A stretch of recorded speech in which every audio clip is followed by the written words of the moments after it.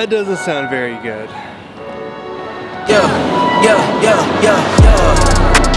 Coming in, flex. I just wanna win, LABB, who we running with? Something's wrong with the booster board and it's making a noise. Sounds like. Let me show you. Yeah. It's not supposed to make that noise, so I guess I have no choice but to take it apart.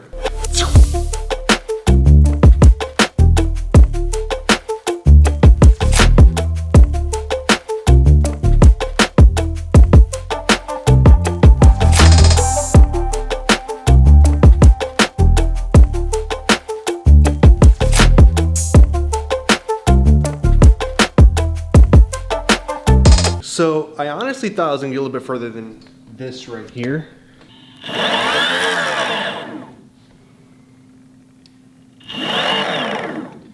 But I don't think I'm gonna get lucky.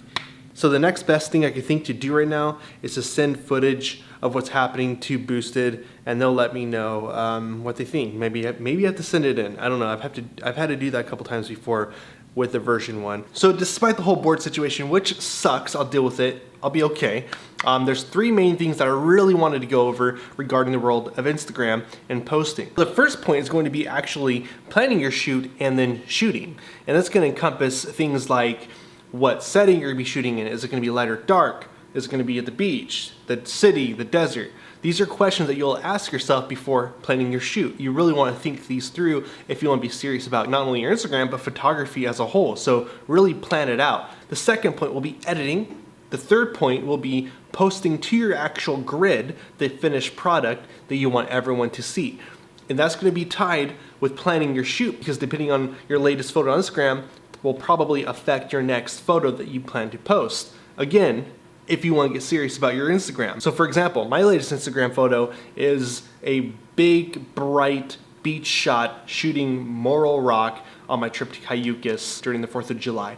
Well, now I want to complement that mainly for my grid's sake and get a dark photo. So my plan is to shoot in this dark setting in the studio with my gear, a flat lay. My editing will be complemented by my usual style for this season. And lastly, I'll be posting. So that's pretty much it. These are just 3 steps that I found to really improve and keep your Instagram feed consistent. So let's get going.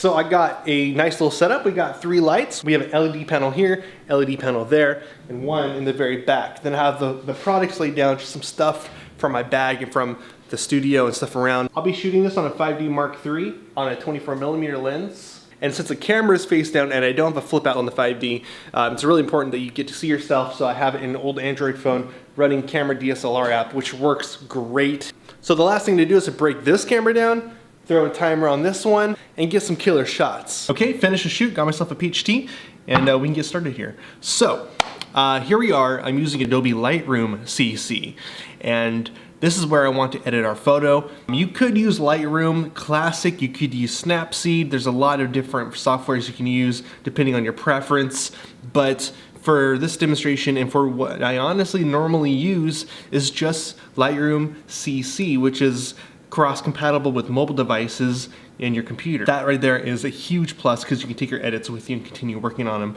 or work on them when you're in the field. So diving right in, what I want to do, my plan to edit this photo is to keep it dark and make it a little more on the cyan or bluish hue side. The teals, the blues, and the oranges, I really like to use those colors. So, you know, a lot of this is gonna be kind of just playing around, a little more experimental.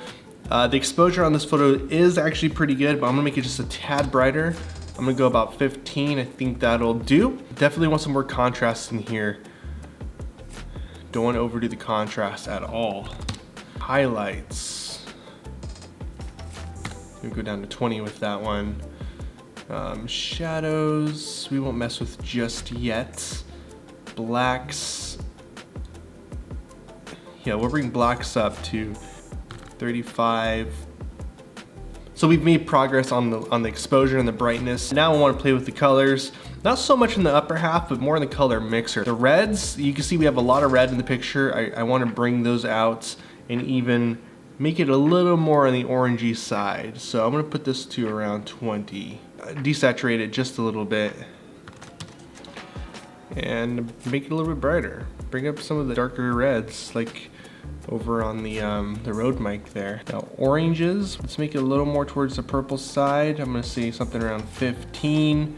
Give it some saturation. I really like those oranges. It really brings out your skin. I mean, my skin's already a little bright, but I think on the back of my neck, we can go a little bit brighter. So let's bring those oranges up just a little bit. I'm gonna say about 10. Yellows. Bring the yellows down itself, make it a little more on the red side. That's gonna make all the yellows in the picture more in the direction of that orange look, which complements the teal very well.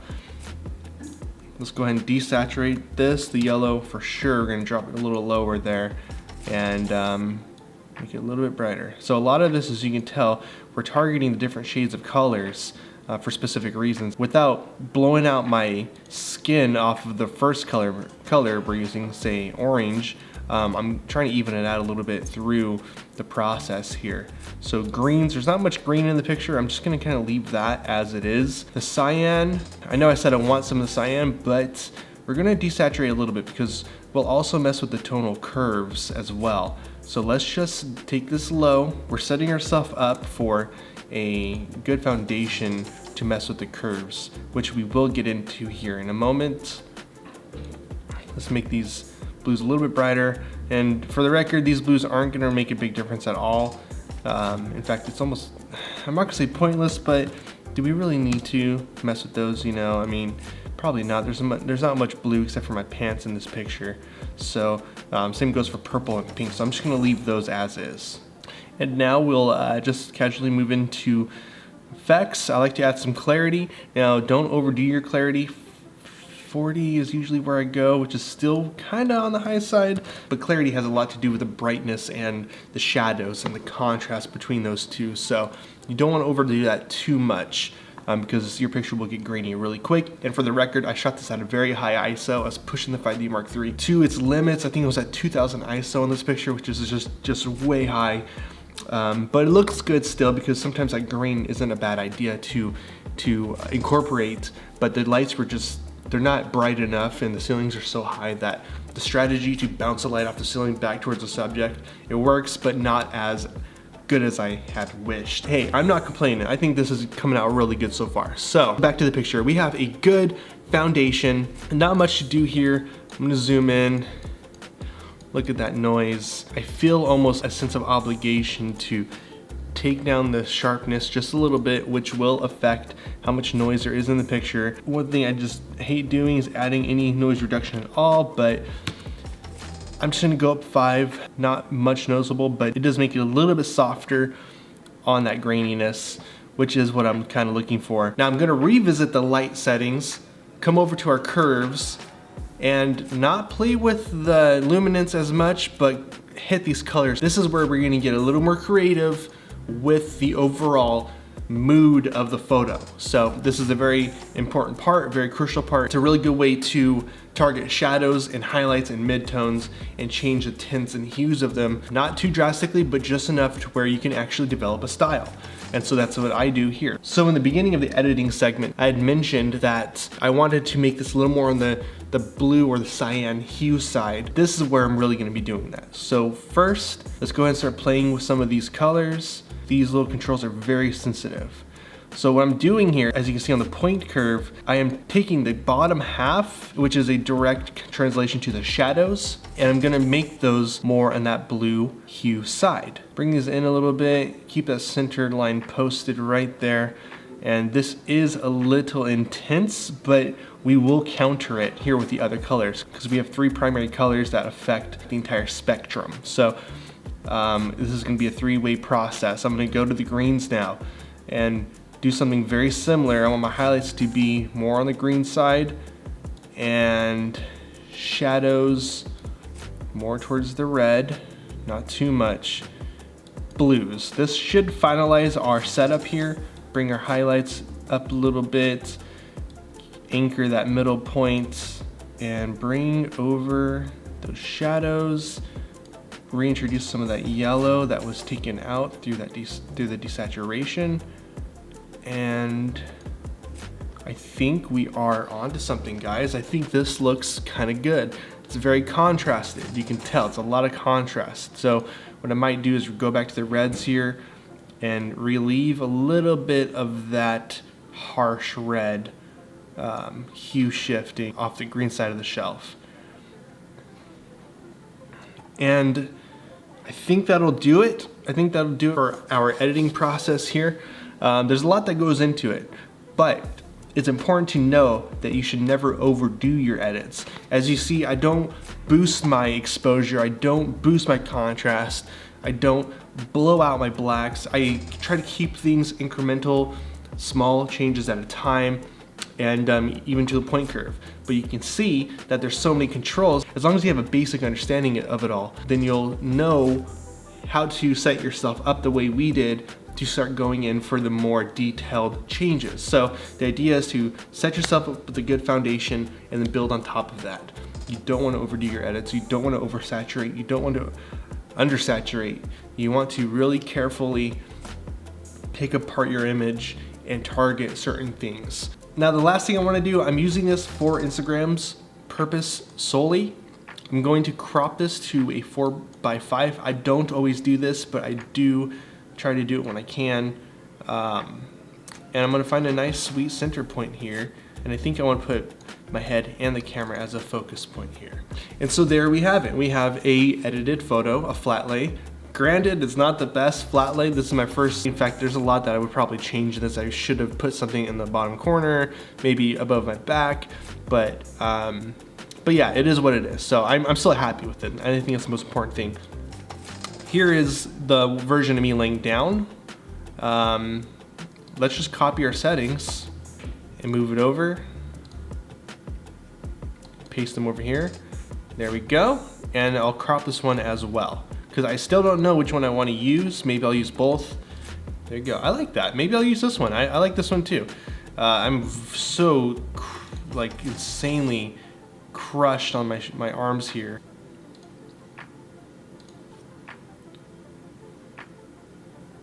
We have a couple versions to use for Instagram.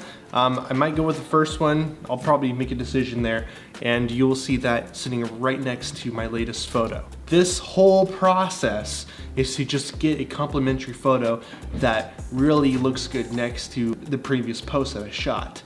And I think I did that here by choosing a dark setting. So I hope this video helps you in any way. As you know, that's why I create these, and I just have a blast doing it. It gets me content for my profile, and I also get to share with you guys and the YouTube channel here in the community what I do and how I do it. So I appreciate you guys stopping by and watching this. I know it's a little bit of a long episode, but you know, it's really important to consider those 3 facts when it comes to your Instagram and how serious you want to be when posting. You don't have to get this serious. Like, you don't have to sit here and nitpick your photo and really get to the grind of the colors and stuff like that. Although that is a big process if you do want to do this professionally and have a good understanding on how to control those colors, because editing is a huge part, as you see, to the shooting process. If you take the original that I shot and compare it to the finished version, you can see a huge difference.